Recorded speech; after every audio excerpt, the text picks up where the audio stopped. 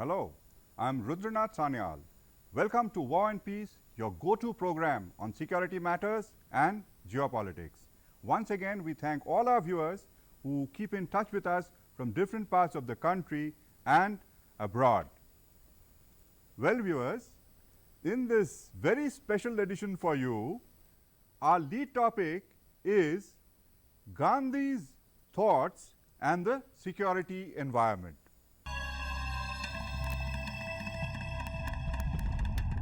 We will also bring you a segment on the value of indigenous defense hardware production and the Make in India drive.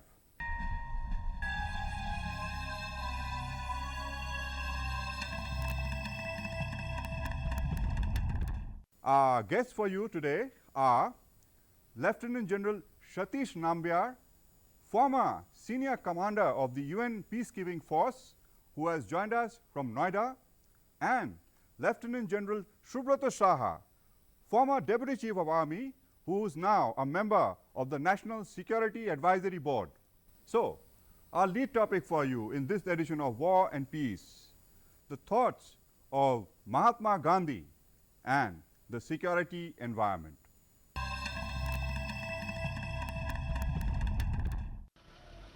At a time when Pakistan is on the verge of getting blacklisted by the global body of Financial Action Task Force, there is a view that Pakistan's fault lines and terrorism started to crystallize as soon as Muhammad Ali Jinnah moved away from Gandhian values to opt for partition and Pakistan. A book titled Gandhi's Hinduism and the Struggle Against Jinnah's Islam by renowned author and member of parliament M.J. Akbar has attracted the attention of policy planners and experts from India and abroad, cutting across political divides. The book has brought out new facets of Jinnah's 7-year politics of fear that curiously coincided with the period when England was beset by the Second World War and its aftermath. The book underscores Mahatma Gandhi's holistic vision that equally touched the vital nodes of geopolitics for a sustainable security environment. Former President Mr. Pranab Mukherjee, who launched Gandhi's Hinduism, the Struggle Against Jinnah's Islam, quoted from the book and explained how Mahatma Gandhi's life was especially about Hindu-Muslim unity. I quote from the book, Gandhi wanted India's unity at any price. Jinnah wanted partition at any cost. Unquote. I would like to go, it would go to the credit of Mahatma Gandhi that he not only showed the nefarious designs of the British in the first creating and then fostering the communal divide in India only to perpetuate their rule. When they saw that the continuation of the British rule was not viable, and more, they did everything under the sun to divide the subcontinent for their future geopolitical and strategic interests, with the Muslim League under Mr. Jinnah as an active cohort. But if one goes little deeper into what Akbarji has said, there's a layer above that also. And it is not the end of it. That invincible spirit, that immortal spirit of this thing ultimately will prevail. And that was a very strong conviction of Gandhi. Probably in history, 70 years is not a very long period. Time will pass and we'll learn by our own experience. Probably we will do the right things after we have done, experimented with everything else.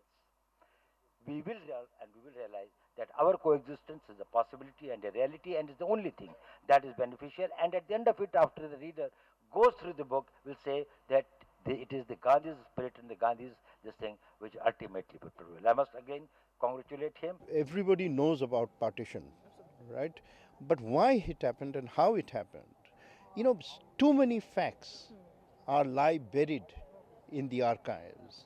And it's astonishing why these facts have not yet been put into the public narrative. What were the historic blunders that were committed? What was the intent? I mean, extraordinary. Gandhiji never accepted partition. Even when he was forced to acknowledge that it would happen, he said no.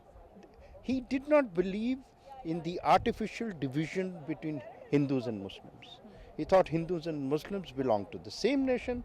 There was tremendous cultural synthesis between the two. And he believed that Hindu-Muslim unity was the foundation of our country's strength and of our country's future. And that is why he thought that Jinnah, who was a political Muslim at best, not even a believer, I mean, nobody mentions Jinnah, probably didn't even know the prayers. He never fasted. Even on the, he did not even know that on the day Pakistan was getting independence, which is 14th August, that was in the middle of Ramzan. And he sent out invitations for lunch, right? But there are many more serious things. Now, this book has actually only worked or been relied upon original sources. The 12 massive volumes of the Transfer of Power papers, the 100 volumes of Gandhi, 12 volumes of Jinnah's papers, which I have. So my only question, last question is, how relevant do you think at this point of time, such a book coming up, how relevant it is and how important it is and crucial at the same time? If you do not know the truth about the past, how shall we create the future? There have been many books on the history of India's partition, but this book by Mr. M.J. Akbar is very timely, very relevant, but most importantly very different from many of the books that have come out in the past. It highlights many unknown facets of generally about that period, but also about Gandhiji's role, which is very important for every Indian to understand, especially in today's situation, where we again see a lot of misgivings, misunderstandings between communities, between groups of people on the rise. Let's begin with General Satish Nambiar, who has joined us from Noida. General Nambiar, what do you make of Gandhi's ideas and thoughts and its impact on geopolitics and the security environment? Well, I would like to, start by, saying in context of Mahatma Gandhi, the national security environment and the military, by saying that I was 11 and a half years old when he was assassinated in January 1948. Now, for us of that generation, youngsters, young boys in school, Mahatma Gandhi was an icon. There's no question. He was the embodiment and personification of the freedom struggle. Now, I don't claim to be an authority on him or on his writings or on his teachings. But of one thing I have no doubt, as someone who grew up in the aftermath of his assassination and saw much of what went on within our country and in various parts of the world, I have no doubt in my mind that he was quite a unique individual who had some outstanding qualities of head and heart, notwithstanding some human frailties, of course. That actually made him a leader without peer at that time. And what struck people like us of our generation was that his choice of ahimsa as the weapon against the British establishment was quite something. I mean, one can't really reflect on that in any great detail except to suggest that it impressed people of our generation. Only a person of his capacity, I think, in terms of moral values and character qualities, could have carried it through. And that, I think, is something which one must acknowledge. And as someone who has been around the world, the only other person that I can think of who comes anywhere near him is Nelson Mandela. I can't think of any other world leader who comes close to him. And General Nambiar, how does it have a bearing on hardcore military matters? On reflection, looking back, I find that many of the pillars on which he based the movement for the freedom struggle are akin to long-standing principles of war, to which we were, exposed in the military. I mean, in 4 decades and later, I have been through that. For instance, I think of 3 or 4 of them. Selection and maintenance of the aim, for instance. I mean, he had selected what his objective was, and he pursued it with dogged determination. That, I think, was quite outstanding. Single-minded commitment, as it were. That, in fact, is one of the basic principles of war, the selection and maintenance of the aim. The second was economy of effort, where I think he used satyagraha as a weapon. Quite unique. I don't think it had been used before, nor has it been used since.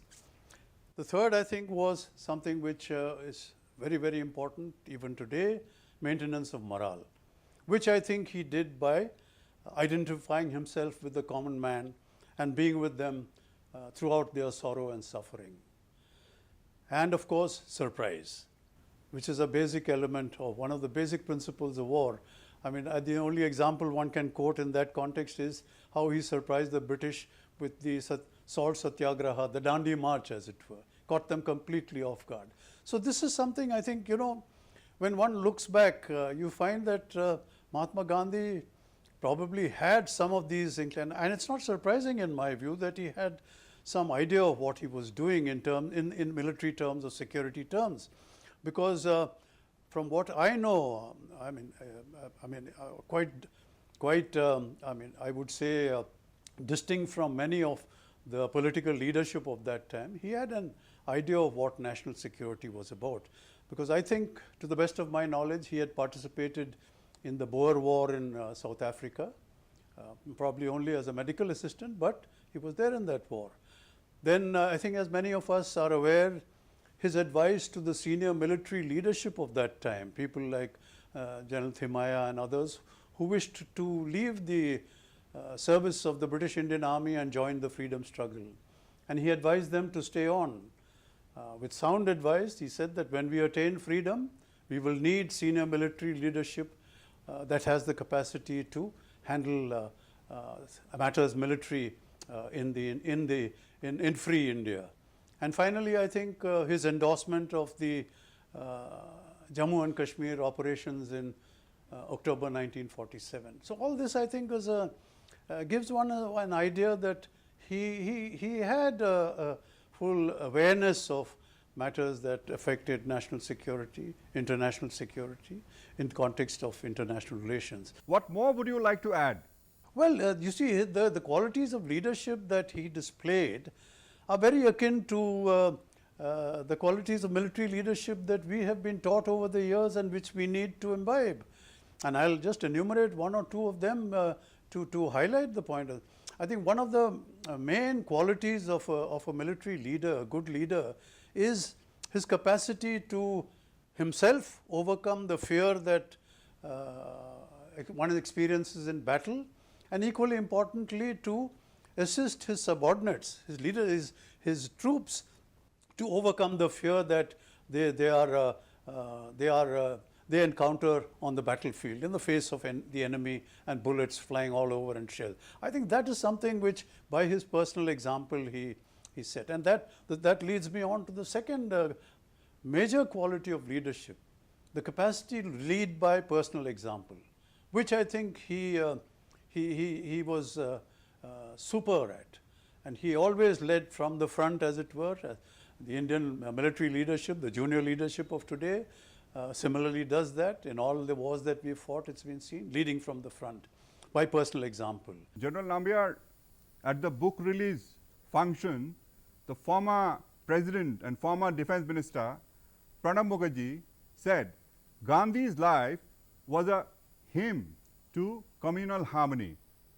So now we find those quotients in the realm of the armed forces as well. Well, that is at the root of our the Indian Army's culture and ethos. There's no religion as far as we are concerned in the units and battalions. We're all one, and Indians and everyone. I mean, we have so many instances of in our units where if the Panditji is away on chutti, the Maulvi takes over and runs the prayers in the mandir. Same with the Granthi and things like that. So there is, that is one the great feature of our military ethos, the Indian armies, that religion has no our men are very religious, highly religious people, but it has no role to play in terms of determining who you are and who you mix around with and what your actions are. It's a great tradition that I am proud to say we have maintained over the years and continue to maintain. Muhammad Ali Jinnah has his own agenda, whereas in case of Mahatma Gandhi, it was as much humanism as it was related to nationalism. Getting freedom from the British had nothing to do with Hindu-Muslim divide and all that. Whereas in Jinnah's case, it was a clear, he had a clear agenda as to what he wanted. The security environment is beset by some measure of this politics of fear that you spoke of. So, to come to General Subhrata Saha now, General Saha, what according to you is the value of Gandhi's ideas in terms of geopolitics and the very current security environment? Well, Gandhi, to my mind, whether it is for war or whether it is for the freedom movement, amongst other things, he did stand out for very high levels of preparedness, right?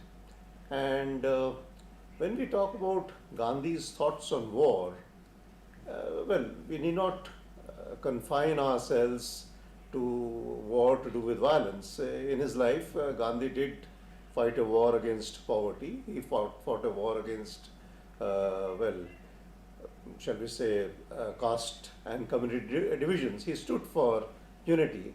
And even if you see it strictly from the point of view of wars as we understand between warring factions, states and so on, wherever it benefited the community, wherever he thought that it would do well for the welfare of the community, he did support. This politics of fear, the security environment is beset by that sort of a situation now, especially in West Asia. Proxy war and terrorism flows from such a politics. So, Gandhi was perhaps trying to nip it in the bud? Yes, most certainly so, because war, whether we talk, as you are alluding to, in West Asia today or in the past, there is a degree of politics of fear that you're working on, right? So, in that sense, if you look at Gandhi and his approach to non-violence, it was probably with that, in a sense, utopian ideal to see if aims could be achieved without violence. But that did not for a moment suggest not opposing. It did not for a moment suggest anything else but yet another political technique. I mean, even if you were to go back to Clausewitz, what did he say? War is politics by another means. In that sense, on military science. In that sense, even Satyagraha is a tool. It is a political technique by another means. You're watching War and Peace, your go-to program on security matters and geopolitics. We will take a break now, after which we will bring you a segment on the value of indigenous defense production and what went into the recent DefExpo.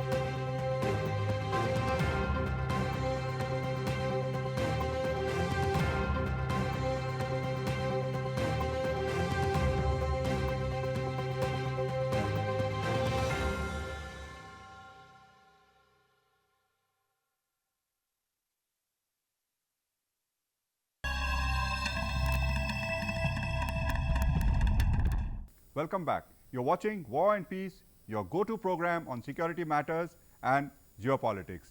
And in this edition of War and Peace, our guests for you are Lieutenant General Subrata Saha, former Deputy Chief of Army, who is now member of the National Security Advisory Board, and Lieutenant General Satish Nambiar, former Senior Commander of the UN Peacekeeping Force, who has joined us from Noida. So now, viewers, let's bring you a vignette on the scope of indigenous defense hardware manufacture.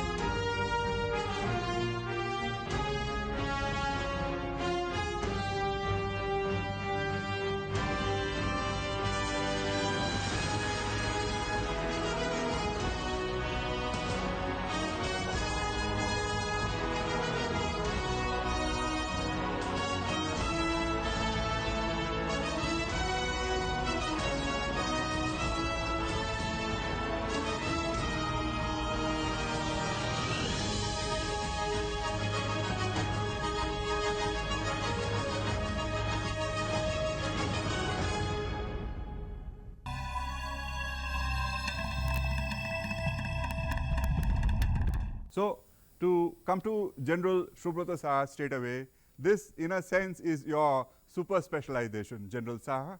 When you were the Deputy Chief of Army, you encouraged Make in India projects, you got involved with universities. So, what has that experience been like? You see, that was literally like a mission, to reach out to the industry and academia across the country in different industrial and academic hubs. In fact, we had 32 interactions, and with a team of 6 brigadiers, we were going myself to all these places, telling the people, telling the industry, telling the academia what our needs are for the next 10 to 15 years. And to take it forward, we set up the Army Design Bureau on 31st August 2016 with the sanctions from then Raksha Mantri Shri Manohar Parrikar. And also we released those compendium of problem statements, volume 1, 2, 3. And now when you go to the Def Expo 2020 in Lucknow, when you see those problem statements turned into solutions, into products and on display, it's a tremendous satisfaction. And as we are seeing now, over the last 5 years, the kind of momentum which defense manufacturing is picking up in India is absolutely phenomenal. And of course, there are miles to go, but that said, I think we made some very good progress. And another interesting feature is that there is now Make 1 and Make 2. So, can you qualify? You see, Make 2 was introduced in the Defense Procurement Procedure 2016.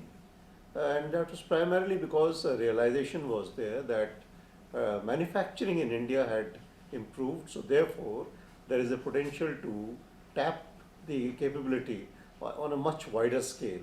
So effectively, Make 1 is meant obviously for larger systems which involve higher expenditure, which involve much more infrastructure, and which require obviously much higher order of skills. So Make 1 is 90% government funded, 10% industry funded. Whereas Make 2 is entirely industry funded. It is meant primarily for subsystems, components and so on, which go to make a system, so to speak. And in both the cases, once the developed product meets the trials, orders are assured. So therefore, I think it is a good way by which we can make development of component systems within the country and promote indigenization. Like I said, it was introduced in April 2016 when DPP 2016 was promulgated, and early in 2018 this entire process was further simplified, and by simplification what they did is they cut down the timelines, and I'm talking here about Make 2, because Make 2 did not require as elaborate a process as Make 1 needed. So now we are seeing the effect of that. I think by the end of 2019, we had 44 proposals of Make 2, which had been given the approval in principle. So quite evidently, Make 2 is making a good progress now. Right. Now, there's this talk about involving the private sector in a big way. So, what do you think should be that fine line to safeguard classified information? This reminds me of a question which I had got from one of the very senior industrialists in Ahmedabad when we were carrying out an interaction with the industry and the academy over there. So when this question was put to me that by putting out all your requirements of the next 10 to 15 years, aren't you sharing your secrets? So my response to that was, sir, isn't it better that I share my requirements with you today rather than importing them 10 or 15 years down the line? So what is the secrecy and where is the priority of the secrecy? I would much rather trust my own countrymen to live up to our security requirements rather than depending on import. General Satish Nambiar in Noida, how would you like to look at the future after taking in all the factors and quotients that we discussed today? I think the future is bright. Things are changing. I think we are beginning to realize that we need to look after our own interests. No one else is going to do. If we think that all the Americans and the British and the Russians and the French are all doing business with us because they like our faces, we've got it all wrong. They are doing it for purely commercial reasons. So we have to get out of that bind, develop our own capacities, depend on ourselves, and prove to the world that we are capable of producing the best in the world, which I have no doubt we are. And I can only wish our these scientists, the industry, and our military men all the very best in their efforts. So, on that potential note, we come to the end of this edition of War and Peace, your go-to program on security matters and geopolitics. If you wish to write to us, you can send your letters to War and Peace, Room 513, Tower B, Doordarshan Bhavan, Copernicus Marg, New Delhi 110001. You can also send your emails to warandpeace2004@hotmail.com.